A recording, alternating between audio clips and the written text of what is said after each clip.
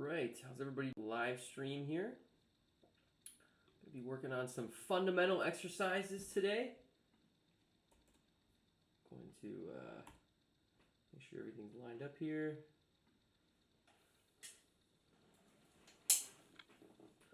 Alrighty.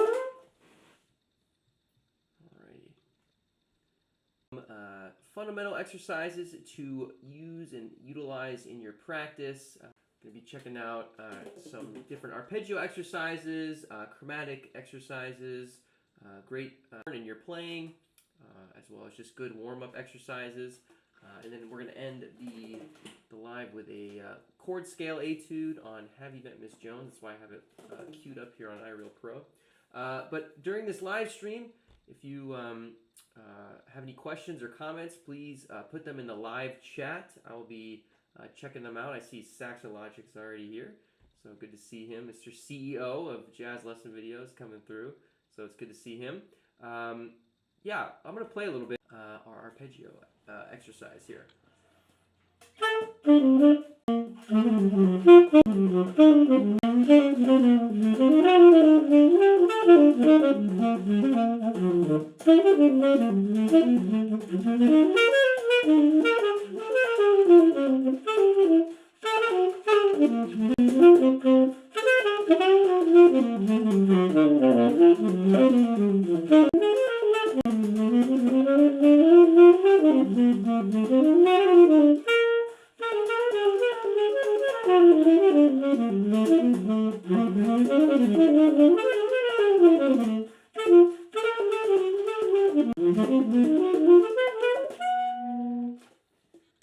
Alright, my read is just alright enough here.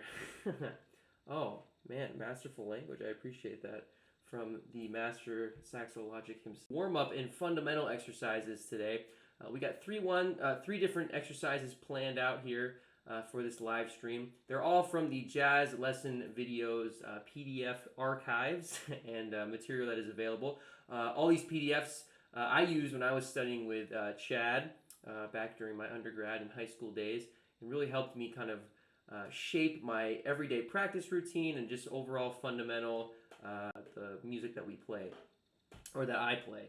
And so we're going to be going over three different ones. The first one that I want to check out is an arpeggio exercise. Actually, before we get into that, I will say that there's also a discount code in the description below. If you are interested in any of these PDFs that we go over, there's a link to the package that you can click in the description and use that code RD5 to get $5 off these PDFs. So definitely check that out as you are coming in and watching. And please, like Saxologic is taking advantage of here, ask questions in the chat. We want to keep this a community kind of thing going here. So let's get right into it.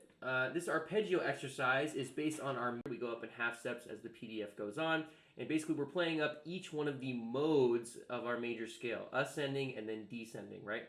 So if you're unfamiliar with modes, I'll just name them out real quick. The first one is Ionian, second one is Dorian, third one is Phrygian, then Lydian, then Mixolydian, then Aeolian, then Locrian, and then we're back to our root. So that goes up, and then the opposite goes down. So here's my C major scale. Right, and then here is our arpeggios for each of those, each of the modes. And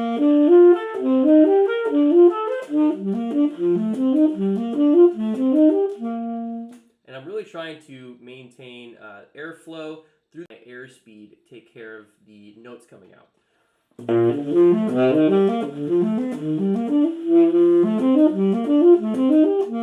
So even if it doesn't speak right out first, I'm not trying to tongue it, because tonguing can make it a little bit, this exercise kind of two lines later on.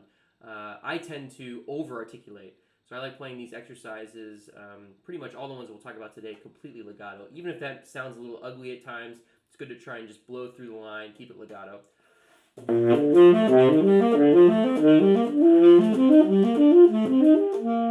Right, so I'm really trying to go ha ha ha ha ha ha ha ha ha ha and work on that big interval, right? B to D here, C to legato. Because if I use my tongue, it almost feels like I'm cheating sometimes. It's a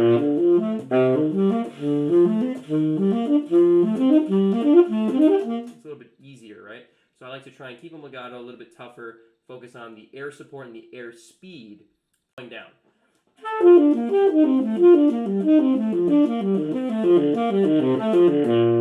I'm really trying to slur my way through and keep the air speed and attack up as I'm playing through each one of those modes. So I always recommend students to try and play the major scale in its linear fashion first before playing these arpeggios. I think just because you can get the kind of the sharps and the flats under your fingers first, and you don't have to almost read this exercise. You can try to do it by ear. So it can also be an ear training exercise as well as a technique exercise. So playing them up and down after playing the linear scale first. So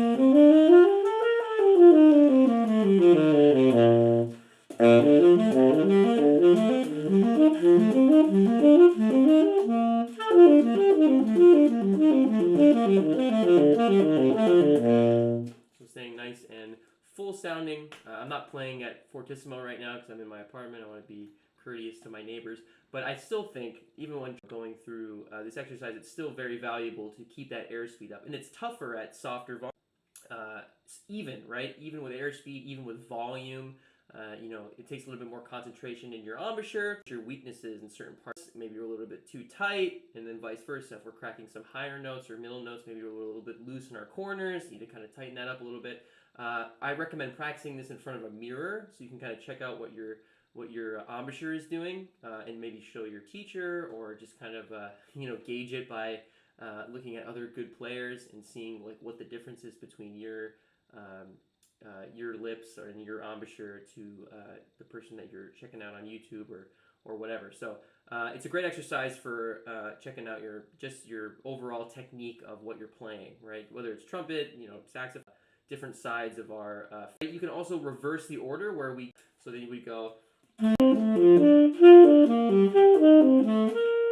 Right, so then we just basically play the top note down, going up, and then you do the same thing, reverse of the descending order. We ascend, but we descend through the modes. And then you have an octave there.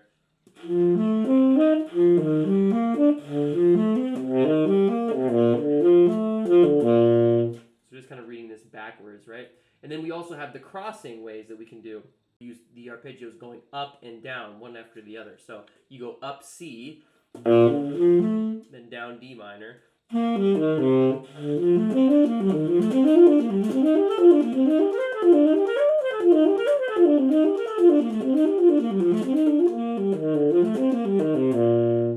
you know, you can practice them, you know, descending but going up, ascending but going down, crossing them, and then you can do both going down first.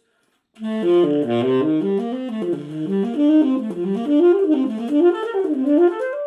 can kind of mix and match the different. Are they great for you know, technique of your finger placement and all that stuff? They're really good for checking out your embouchure. It's not leaking. This will show leaks very easily because we're going through, you know, a lot of different breaks on our horns, kind of going through and playing wider intervals than normal. And it's really good to also try and do this by ear, not always playing it just by reading it or by memory, right? You know, and then as far as vamps and kind of tunes that have tonalities for a long period of time, we talked about this last week in the live stream, keeping those interesting.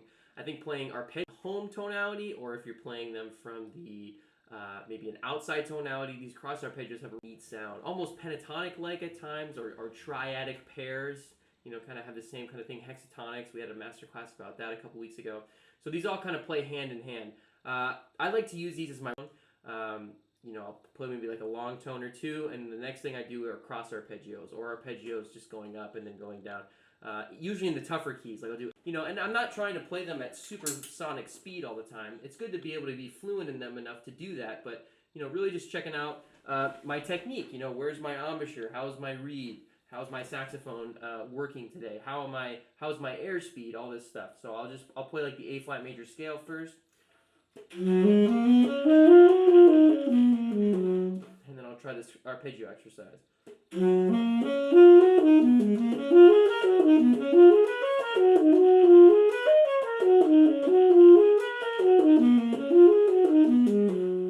Right, that's the cross one. You can do the one going up.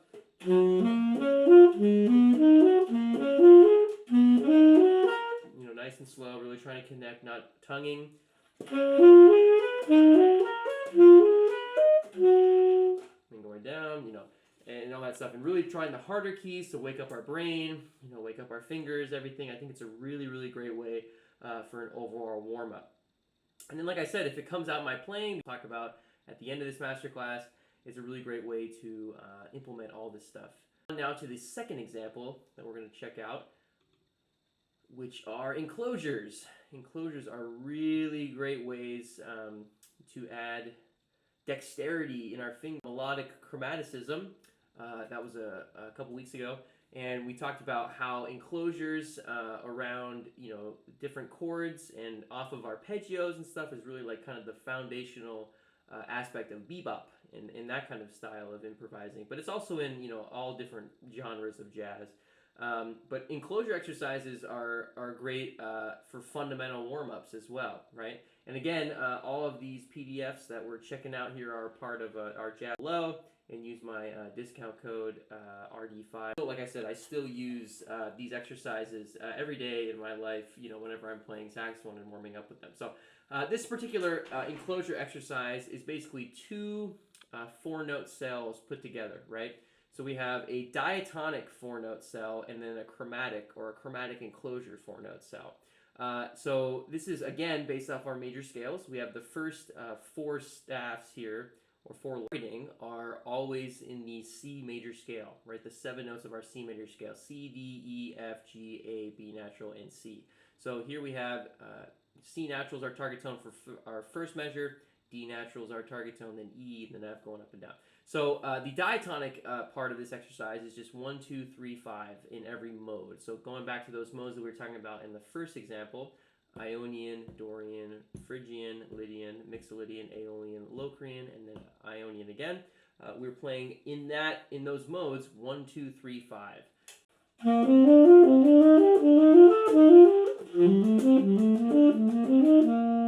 Right, that's the 1, 2, 3, 5 part of the exercise, where our enclosure lies.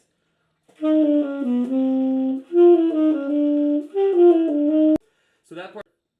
So for example, our enclosure in the first bar is targeting D, right? Our target tone is always those scale tones on our downbeats. We have E flat to C sharp to D. So half step above, half step below, and then our chord tone, right?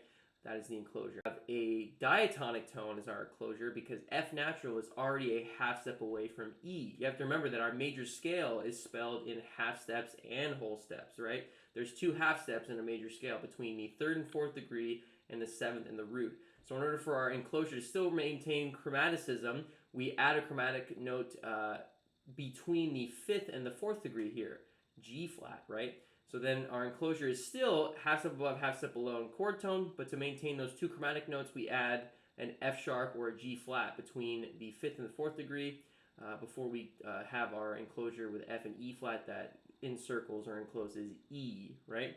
So enclosure is still on beat 4, just an extra chromatic tone put on the and of 3 here to the downbeat where E is our target tone, half step above, half step below chord tone. Then A flat, F sharp, G, again half step above, half step below chord tone. B flat, G sharp, A, half step above, half step below chord tone. Sense a pattern here. And then again, to add that chromatic tone to be above C, because C is already a half step above B. So we have D flat, C, B flat, B as our enclosure for that one. And then we go D flat, B, and then C for our last measure. So I'll just play the enclosure phrases here. So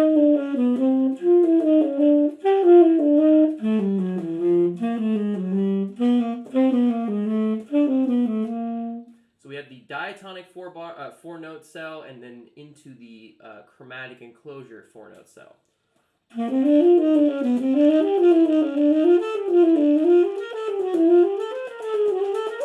We have in the descending section where we have a diatonic cell, a 1, 2, 3, 5 diatonic cell. We have a 1, 2, 3, 1, descending. So we go Ionian, Locrian, Aeolian, Mixolydian, Lydian, Phrygian, Dorian, and then back to our root.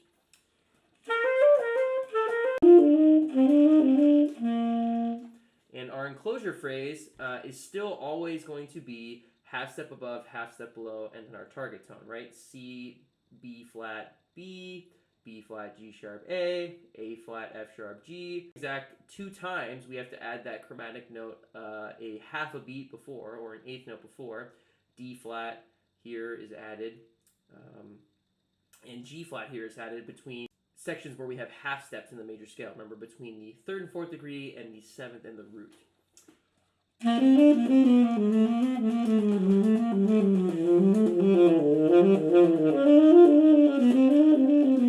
Downbeats, except we are just using the descending version with the 1 2 3 1. So a little bit of a switch up there. The enclosure phrase stays the same though, which is nice. So between the ascending and the descending phrase, there's not too much of a difference there. It should be a little bit easier to go through. But again, with these, I like to try and keep them all slurred, really focusing on my air speed and air speed and air control to make sure I'm hitting every single one of my notes at the same volume and the same. We're all based on scales, right? We're always going through different scales. So working on different keys is very important to try and enclose different notes. And this applies immediately to improvisation, right? Because if you think about them in the context of their modes or the quality of chord that we work over, or even just that they're in a major scale, we can play major scales on a lot of different chord changes. We have some master classes on that on the other parts of this YouTube channel. I would definitely recommend checking out. But basically, thinking about these as not only scale exercises, but like enclosing notes of chords, right? If we're enclosing D natural here, in the second bar, D natural is a chord tone of G major, it's a chord tone of D major, it's a chord tone of D7, it's a chord tone of B minor, like all these different chords, right? So this little enclosure phrase starting on F, or even starting on E flat, that we enclose to that D can work on so many different things in different contexts. But having the finger pattern is going to be in your memory, right? And when you see a chord or a chord or a scale or a tune that has D in it, this is something that can be put into your playing because it's in your subconscious. You've practiced it enough, and you can kind of recognize it. So, like even on "Have You Met Miss Jones," which I have up top, right above me, right? That first chord.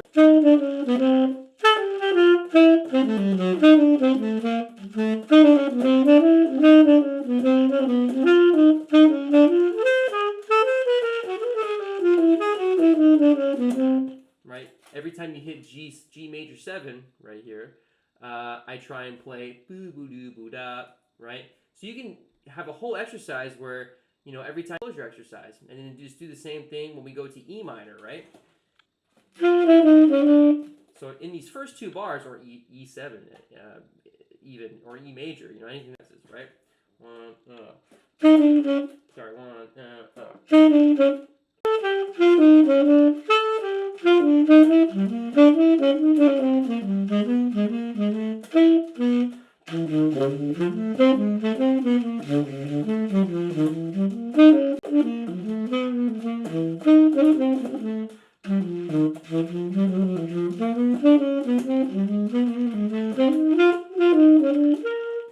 So I'm trying to add enclosures to my downbeat and really making sure I play these 2 on G major and E7, right? So you can always apply these fundamental exercises, or warm-up exercises or scale exercises to improvising. Always look for common tone relationships, right? That is the big thing in this music that can almost seem like kind of a cheat code when we start learning in this way, right? No matter what you're learning, it can be applied to a chord or improvising just based on a common tone relationship. Even though we're playing a C major scale, chord in compliance, and even giant, everything relates to everything in this music. There's a great quote by the great saxophone player Steve Grossman that he's like, you can justify anything after you play it. Meaning, I could start this "Have You Met Miss Jones" solo on E flat, right? The flat 6 of the major chord doesn't necessarily work. But if I play it with enough conviction, it'll voice lead kind of in a different way. And I can justify that by saying I was just hearing E flat major over G, or maybe I heard Coltrane do it. You can justify it after you play it. But really, the main thing is to make sure that we're playing melodies and really learning the right kinds of ways of playing this and practicing them in a diligent way where we're thinking about our common tone relationships and practicing these things all together with improvising. Have you met Miss Jones in this chord tone exercise that we have in one of our PDF books here? Saxologic has been, Nathan has been taking advantage of the chat. If you guys want to take advantage of the chat and ask me some questions as we're going through here, through these 3 exercises, I think that would be great. I'd love to hear from you guys. This stuff. Like I said, the PDF books are all available online here, via that hyperlink, and you get $5 off if you check out my code that is in the description there. But yeah, let's check out this Have You Met Miss Jones exercise. Like I said, I'll keep an eye on the chat if anybody has any questions. But basically what we're doing is we're working on in chord scales through Have You Met Miss Jones through this etude that Chad wrote. So over G major, we're playing our G major scale. Over E7, we're playing. Over D7, we're playing D mixolydian. Everything is completely diatonic and inside of the chord, right? So what we're improvising with. 1, 2,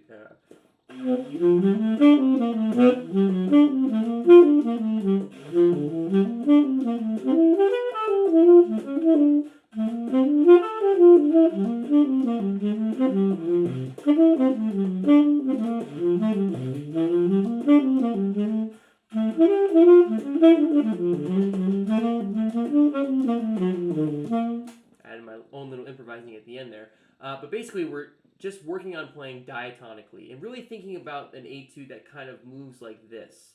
So almost thinking more horizontally than vertically, right? I think a lot of younger players, including myself, have the tendency to sometimes play every chord this way, and it doesn't really voice lead well. We're just kind of playing maybe really arpeggio-based stuff.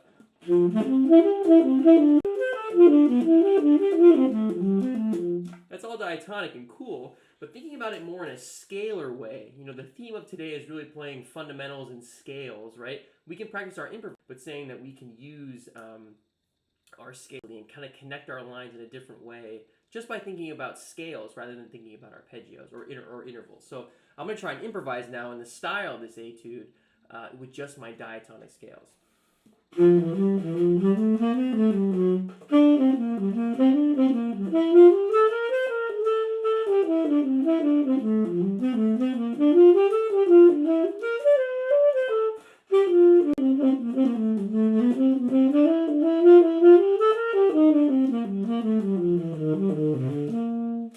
So it's hard sometimes to not want to play enclosures because they're like so ingrained in my fingers and stuff, and just from playing different transcriptions and etude. But it's a really great exercise to try and diatonically snake through these changes.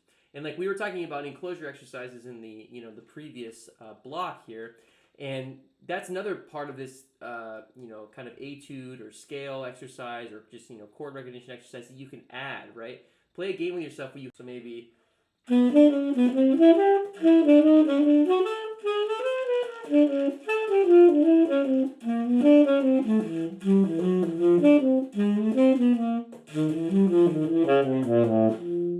I'm purposely playing, like bo-do ba-da ba-da, be-ba-da bo-do ba-da boo-ba. I'm starting with an enclosure before I play each sides of your improvising and your vocabulary. One is chromatic, one is diatonic, but you're purposely taking one and just practicing one at a time.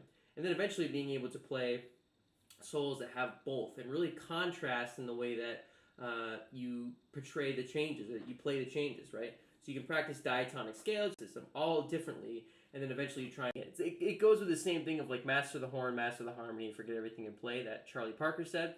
I think practicing in this way, practicing everything separately and then trying to forget about it all and just play is a really great way of practicing improvising. So I'm going to do this again. I'm going to play the A sections where I'm going to play one, scales, and then the third one, chromaticism, and then the fourth one I'm going to try and play with all 3 of those, not really thinking about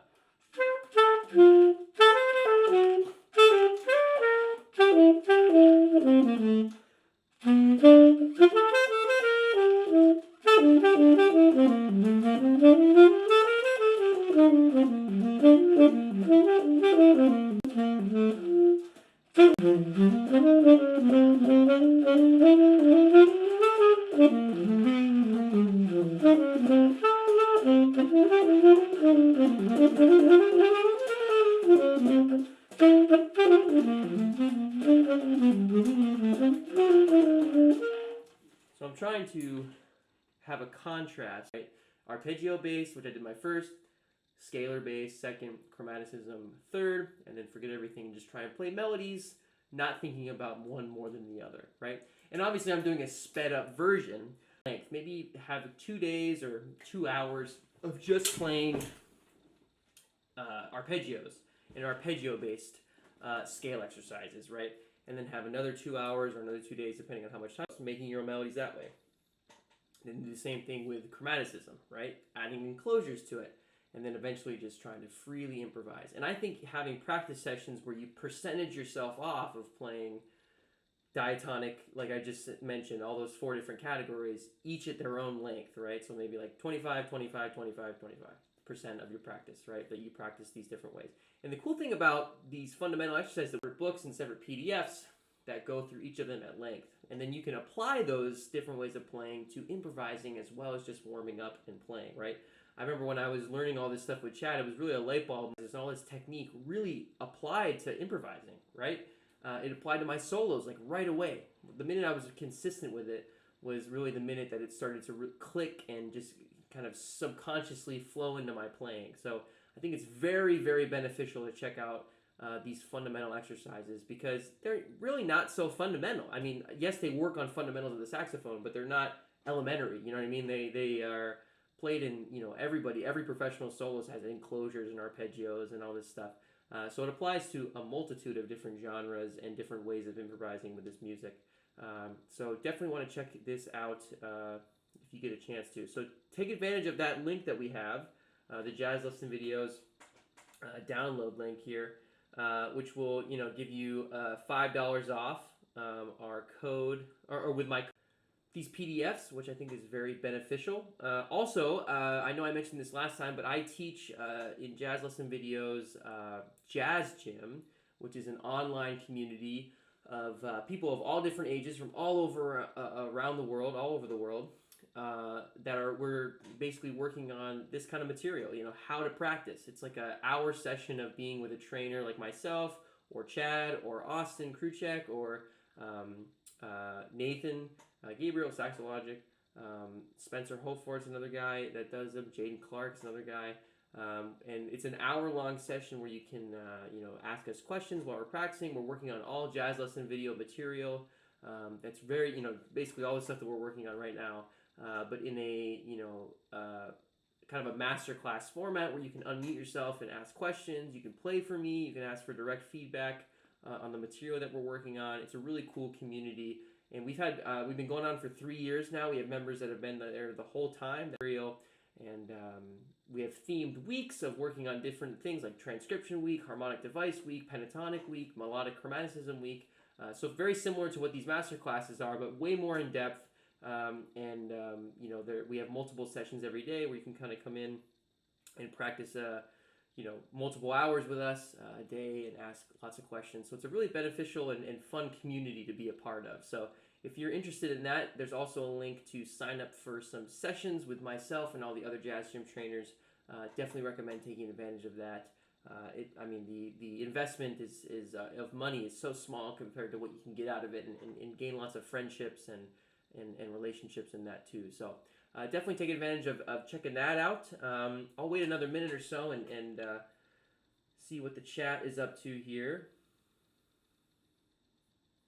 I'll wait for some questions here. And in the meantime, maybe I'll play Have You Met Miss Jones again. I'm going to wrap it up.